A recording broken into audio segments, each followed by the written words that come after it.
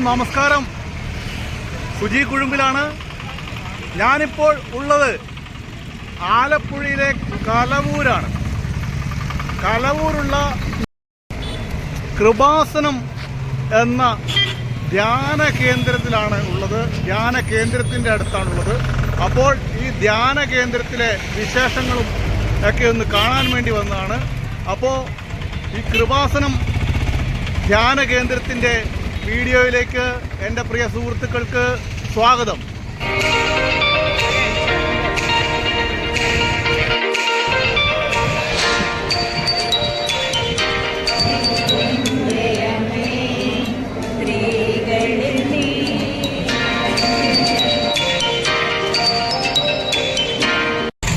നമ്മൾ ഈ കാണുന്നത് ചേർത്തല ആലപ്പുഴ നാഷണൽ ഹൈവേ ആണ്. അവിടെ കലവൂരിൽ ആണ് കൃപാസനം എന്ന മരിയൻ തീർത്ഥാടന കേന്ദ്രം സ്ഥിതി ചെയ്യുന്നത്. നമ്മളിപ്പോൾ മരിയൻ തീർത്ഥാടന കേന്ദ്രമായ കൃപാസനത്തിൻ്റെ അടുത്തേക്ക് പതുക്കെ നീങ്ങുകയാണ്.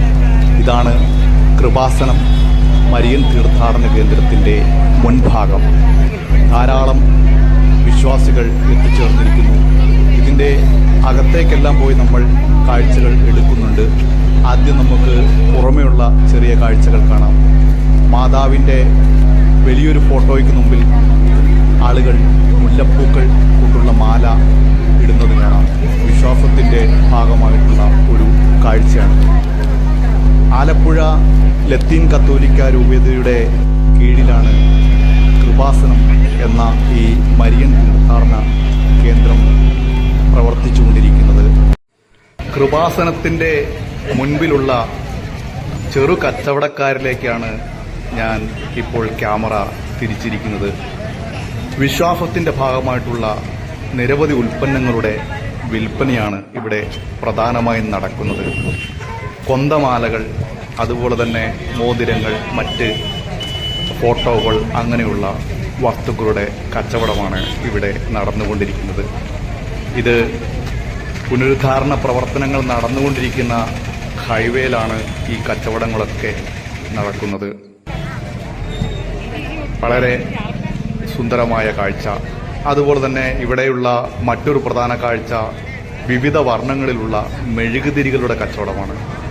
ഇതൊക്കെ ഇവിടെ കത്തിച്ചു വെച്ച് വിശ്വാസികൾ പ്രാർത്ഥനയിൽ ഏർപ്പെടും. ഇനി നമ്മൾ കൃപാസനത്തിൻ്റെ ഉള്ളിലെ കാഴ്ചകളിലേക്കാണ് പോകുന്നത്. ആയിരക്കണക്കിന് വിശ്വാസികൾ തടിച്ചുകൂടിയ കൃപാസനത്തിൻ്റെ ആദ്യ ഹാളിലേക്കാണ് ഇപ്പോൾ ഞാൻ എത്തിച്ചേർന്നിരിക്കുന്നത്. നിരവധി ആളുകൾ, കേരളത്തിൻ്റെ പല സ്ഥലങ്ങളിൽ നിന്നും വന്ന ആളുകൾ.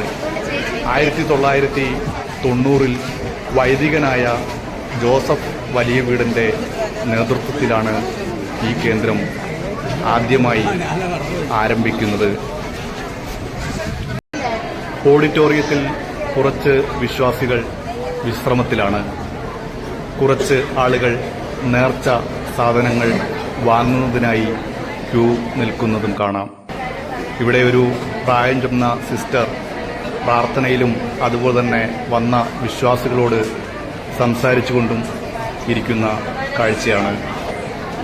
ഇനി നമ്മൾ ഈ കൃപാസനത്തിൻ്റെ ഏറ്റവും പ്രധാനപ്പെട്ട ഭാഗത്തേക്കാണ് കടന്നു പോകുന്നത്. ഈ ഭാഗത്തേക്ക് കടന്നു പോകുമ്പോൾ ഇതൊക്കെയാണ് പ്രധാനപ്പെട്ട കാഴ്ച.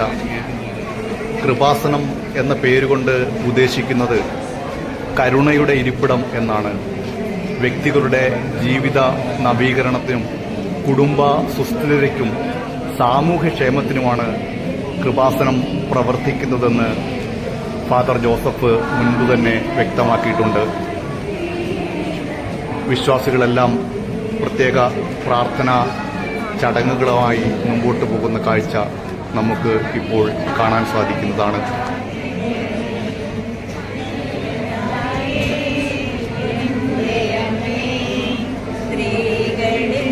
മരിയൻ ഉടമ്പടിയാണ് മറ്റുള്ള തീർത്ഥാടന കേന്ദ്രങ്ങളിൽ നിന്നും ഇവിടുത്തെ വ്യത്യസ്തമാക്കുന്നത്.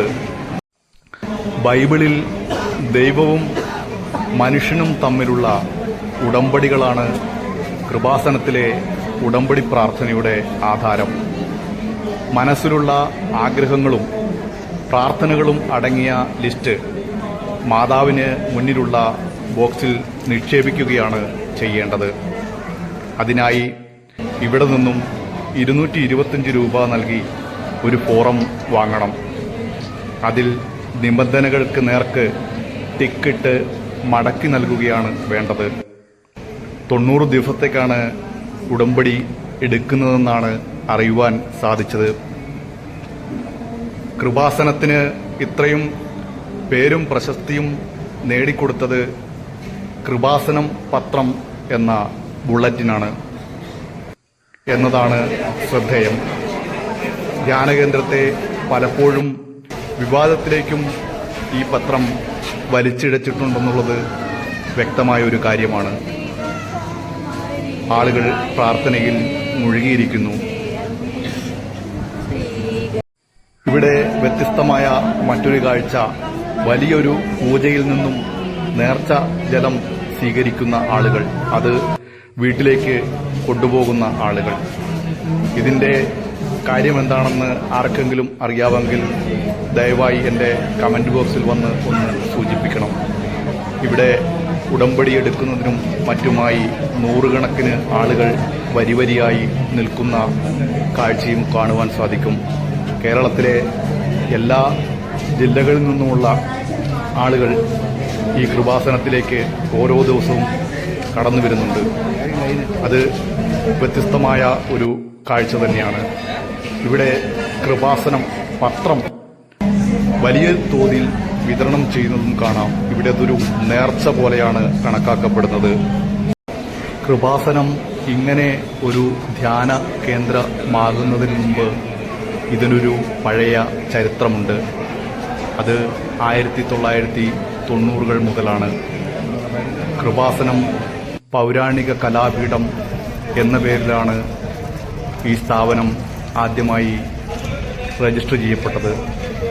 പൈതൃക കലകൾ പ്രോത്സാഹിപ്പിക്കുന്നതിനായി ചവിട്ട് നാടക കലാകാരൻ കൂടിയായ ഫാദർ VP ജോസഫാണ് അന്ന് ഇത് തുടങ്ങിവെച്ചത്. പിന്നീട് 2007 മുതൽ Krupasanam national heritage study centre ആയി ഇത് മാറി. എന്നാൽ 2010 ശേഷമാണ് കൃപാസനം ഒരു ധ്യാനകേന്ദ്രം എന്ന നിലയിൽ പ്രസിദ്ധമാകാൻ തുടങ്ങിയത്. സാംസ്കാരിക പ്രവർത്തനത്തിനായി മുൻകാലഘട്ടങ്ങളിൽ സർക്കാർ നിരവധി ധനസഹായങ്ങൾ ഇതിനായി ചെയ്തിട്ടുണ്ട്. ആലപ്പുഴയിൽ നിന്നും 18 കിലോമീറ്ററും ചേർത്തലയിൽ നിന്നും 5 കിലോമീറ്ററുമാണ് ഇങ്ങോട്ടുള്ള ദൂരം. ദൂരത്തുനിന്ന് ട്രെയിൻ യാത്രക്കാരായി വരുന്ന ആളുകൾ ആലപ്പുഴ റെയിൽവേ സ്റ്റേഷനിലാണ് ഇറങ്ങേണ്ടത്. പിന്നീട് KSRTC ബസ്സുകൾ ധാരാളം ഈ വഴി ലഭിക്കും.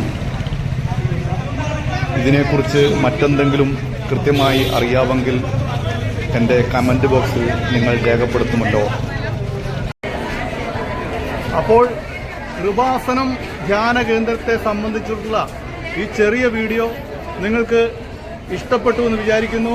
ഇഷ്ടപ്പെട്ടെങ്കിൽ വീഡിയോ ലൈക്ക് ചെയ്യുക, ഷെയർ ചെയ്യുക.